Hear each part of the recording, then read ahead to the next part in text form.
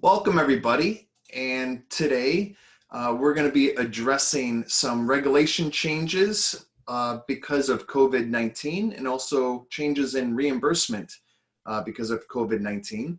And to do that, I'm very excited that today we have Mei Kwong, and she's an attorney. And she joined the Center for Connected Health Policy back in March of 2010 as a policy associate. Then she was named executive director in January of 2018. So Ms. Kwong leads the organization's work on public policy issues as they impact telehealth on state and federal levels. She's also the project director for the National Telehealth Policy Resource. So the Center for Connected Health Policy, they serve as an independent center of excellence in telehealth policy, providing technical service to 12 federally funded regional telehealth resource centers, also to state and federal policymakers, to national organizations, to health systems, providers, and to the public. So Ms. Kwong, I am so glad that you're able to be here with us today, because if anyone is familiar with this information, it's you. And I'm really glad that the Center for Connectedness has put together some really great documents for people to find information on these. So those documents, by the way, links will be provided in the description. So thanks a lot for joining us. I appreciate it. So maybe to start, I think there's a lot of confusion about the regulation changes in terms of licensure and where one can practice. I know the federal government has said things about that, but then you have state licensure law. So I was wondering if you could maybe speak to that a little bit. Sure. Thank you for having me here today, Ray. And please feel free to call me May. Right, So for some of you may have heard something from the White House or in the press regarding how licensure regarding telehealth has been waived, and that has something that has happened on a national scale. So just to clarify that, when the announcement was made that Medicare was waiving licensure requirements, that is for the Medicare program. So there are certain rules and regulations within Medicare that say if you are providing a service to a patient, you need to be licensed in that patient's state. Otherwise, Medicare will not pay you.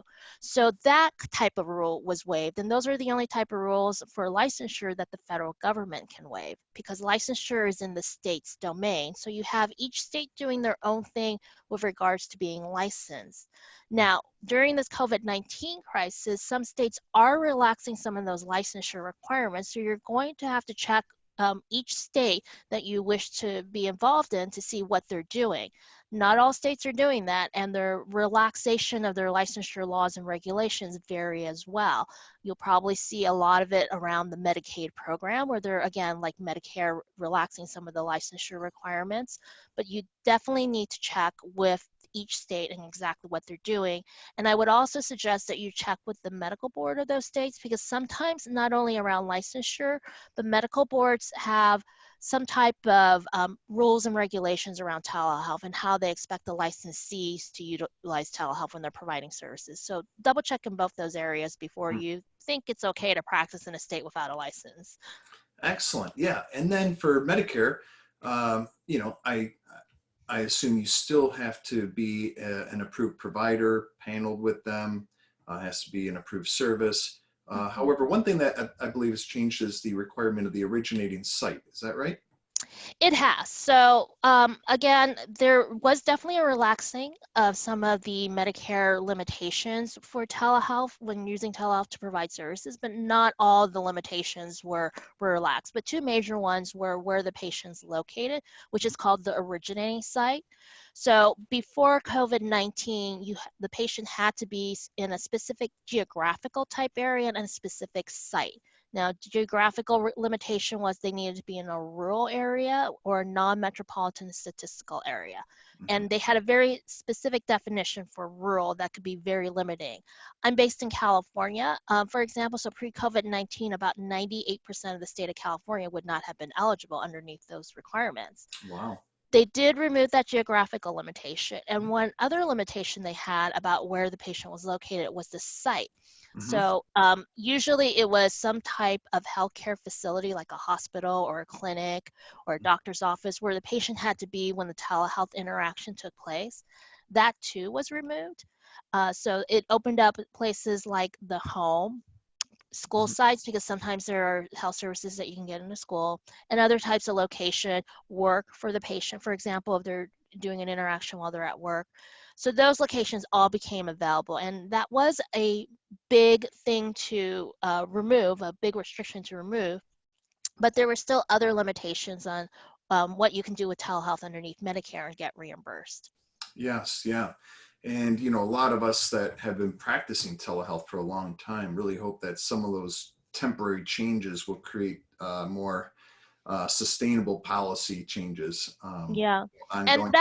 that's also, thank you, Ray, for bringing that up. That was a very important distinction to make, is that this waiver was only done in this emergency situation. So Mhm. once the emergency situation is over, it reverts back to the original policy, because the original policy is actually in federal statute.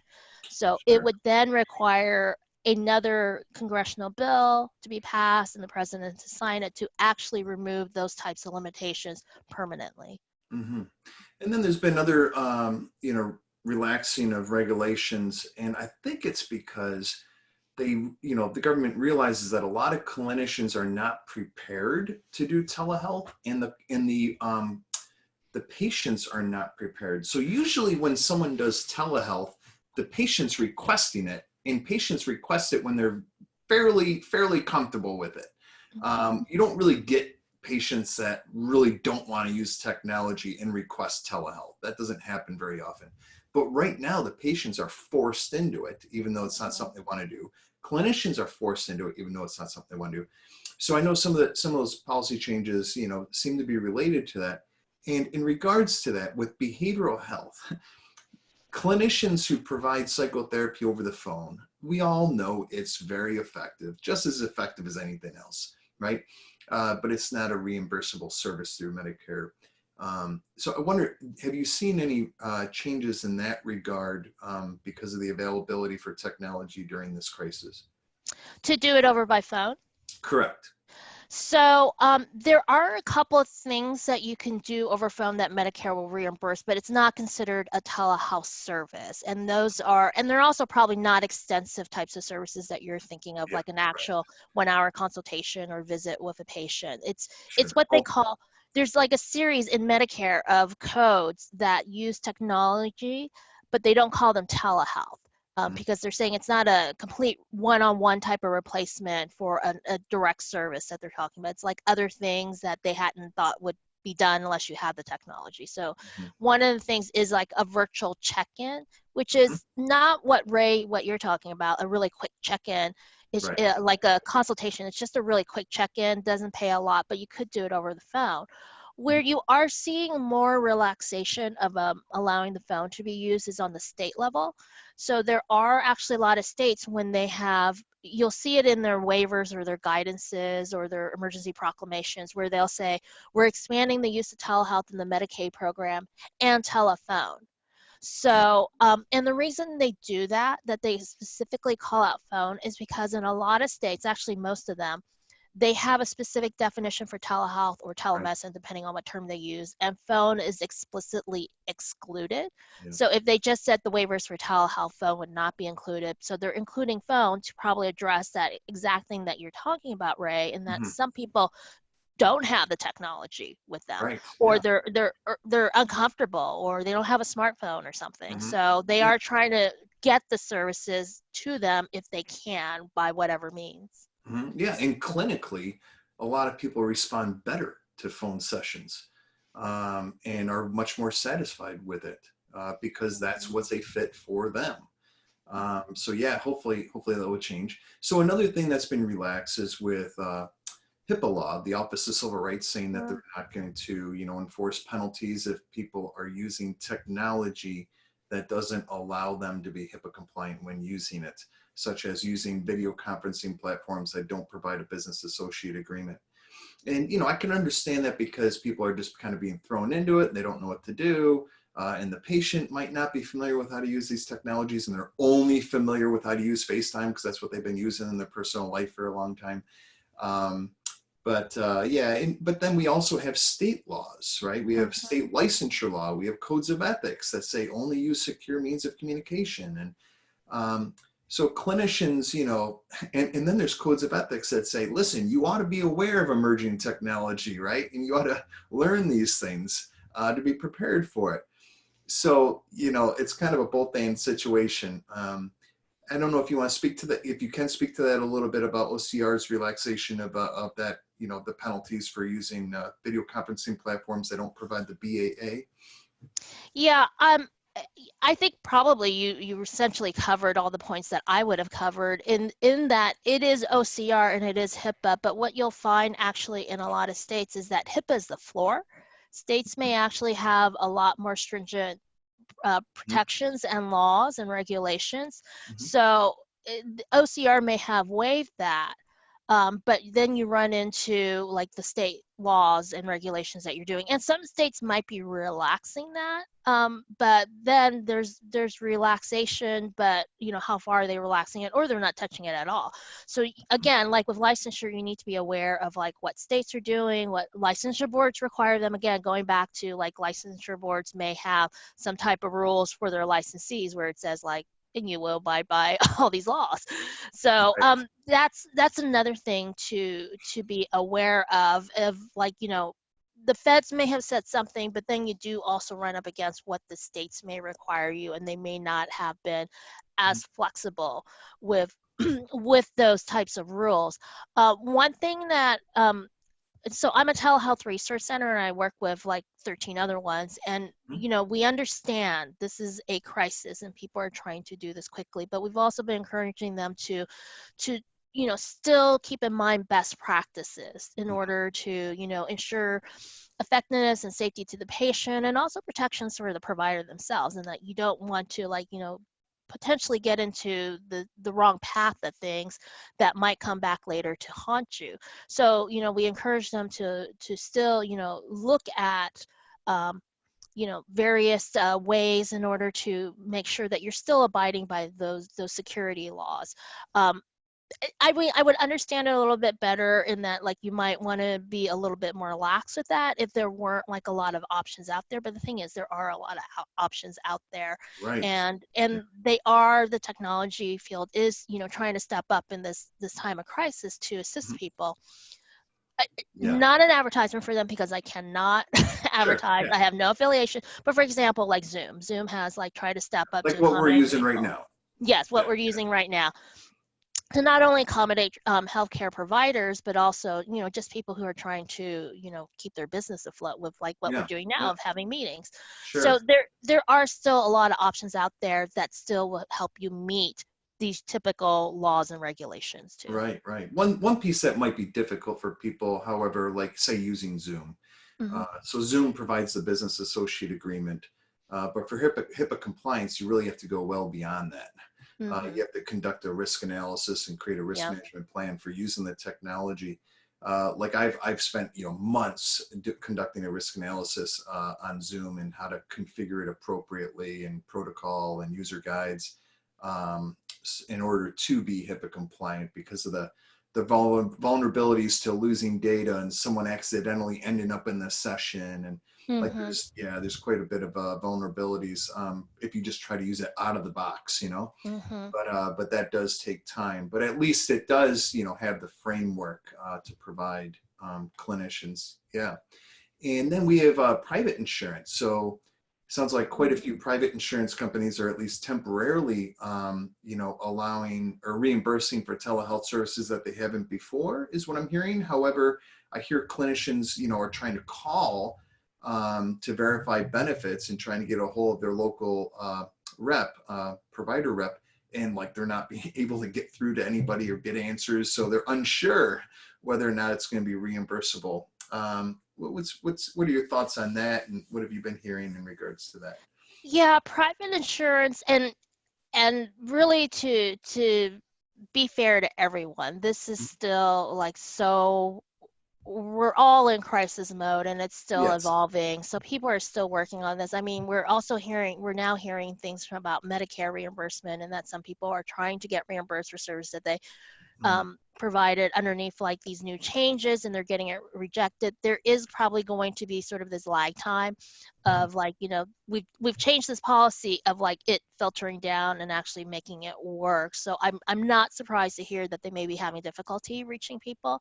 But the Uh-huh. private insurers are a little bit different in things. So unlike Medicare and Medicaid, where we can like figure out what their policies are because they publish them, private Yeah. insurers aren't necessarily required to do that. So Okay. it's like a little bit more difficult and like, what are they doing? And also Uh-huh. again, like with telehealth laws, it not only can vary from state to state, it can vary from type of plan, from Mhm. plan to plan, and then type of plan with underneath an insurer as well. Like, Right. oh, this is my plan for employer A, but I've got a Yeah. different plan for employer B. Yes. So yeah, so it's a little bit more difficult to understand exactly what they're doing. I know they're Mhm. making announcements of like, oh yes, we'll provide telehealth services for 3 months for free to our enrollees. Mhm. But what are the services there? Are they just sort of an urgent care type of thing where, it's like for minor things like I have a sore throat, my child has a, ear infection, that type of thing? Or are they doing things a little bit more where they're like, okay, Dr. Smith, who's our network provider, who's a cardiologist, is now like doing office consultations via Uh-huh. telehealth and that type of thing. So Right.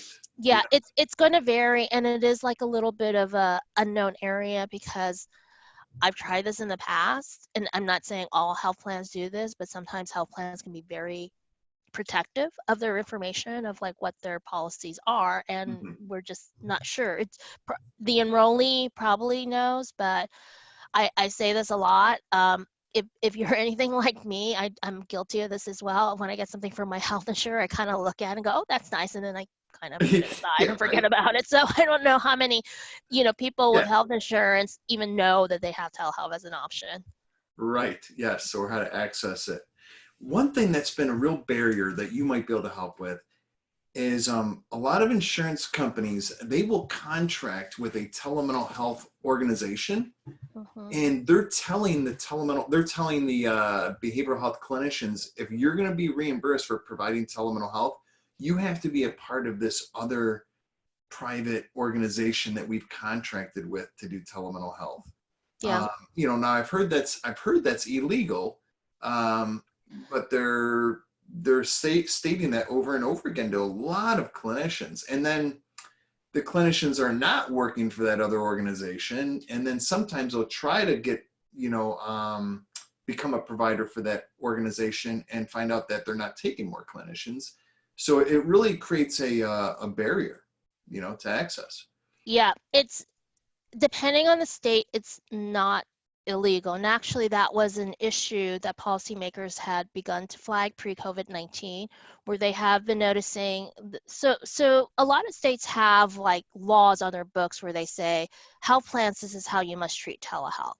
Okay. So in some of those states, some health plans, again, I don't want to paint them all with the same brush, but some Huh? health plans were dealing with that requirement in the state statute was to contract with a third party to provide their telehealth services. So they would contract with, company A, and that's Right. all other telehealth services they were providing, and not necessarily allowing their in-network providers to provide the services Right. via telehealth and get them reimbursed. They would say, in-network providers, you need to join company A and do it that way. Uh-huh. So that was how not a lot, but well, that's what some companies, health insurance companies, were doing. And policymakers did flag that as an issue, but it is not necessarily illegal, because there was nothing in statute saying that they couldn't contract with a third party or that they had to let their in-network providers use telehealth. They just simply said like providers, or you had to cover services. Uh, So there were pre-COVID-19 some states starting to pass legislation on saying like you have to make it, we're not saying you can't contract with a third-party provider, but you have to make it available also for your in-network providers to provide.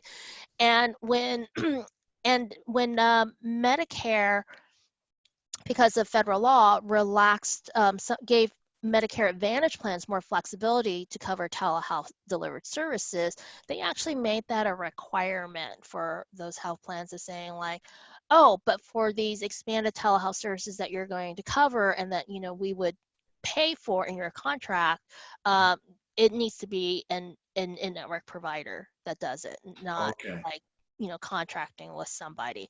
Yeah.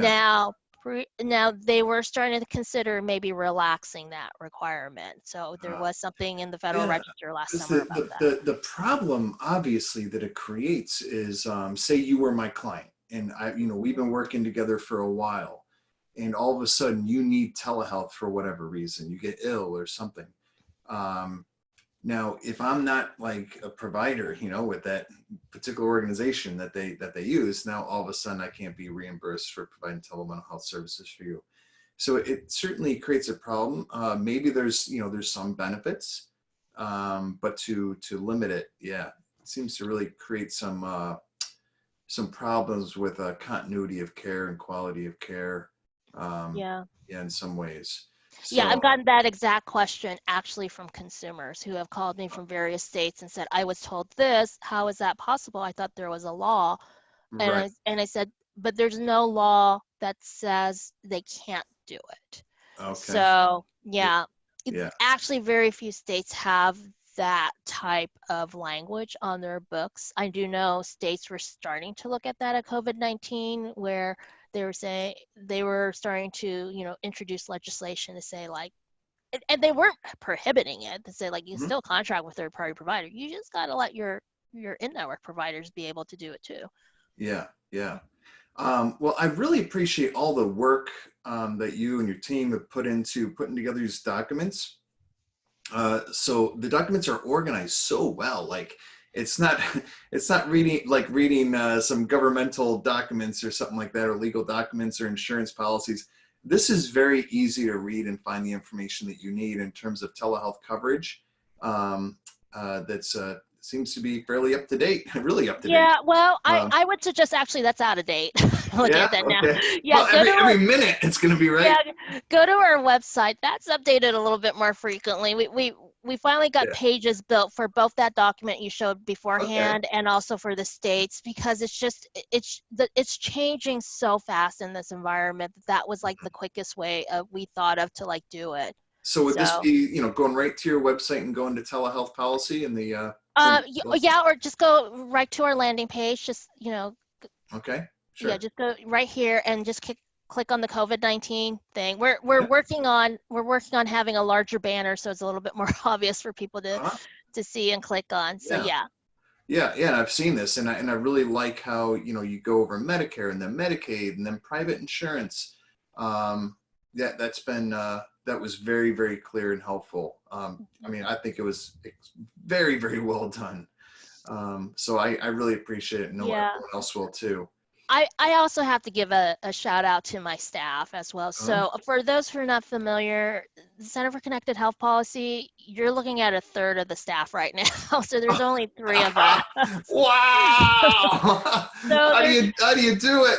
there's Oh my it's goodness! long hours, so there's only three of us, and Oh my because god! I have been pulled in so many directions, my staff, Laura and Christine, they have really picked it up. They're like, Yeah, we'll handle it. And yeah. there's three of us, and only two of us are policy people, me and Christine, and Laura handles Wow. everything else. So Laura Yeah. handles the website and the updates. Christine and I Wow. try to handle all the policies. So About a year ago, I heard a lot of things on the news about super performers. you know, how do super performers do what they do? Um, people think we're a lot larger than we are. It's like we're three people. So yeah, yeah, yeah. Well, hey, you do great work. So thank you so much for your time, May. It's been very helpful. I know it's going to clear up a lot of questions, for people that are trying to figure all this out. So I really appreciate your help, and I'm glad that you're available for people to seek help in all 14 telehealth resource centers, funded by the Office of the Advancement of Telehealth by the federal government. So the federal government has been funding them for a while, and I really hope they continue to do so. I'm sure their phones are ringing off the hook. yeah, So we hope so too. yeah, Yeah, yeah, well, we yeah, hope so too. yeah, We think we provide an important service. yeah. No kidding. Yep. Well, thank you very much. I Well, appreciate thanks it. for having me. Yep. All right, stay safe.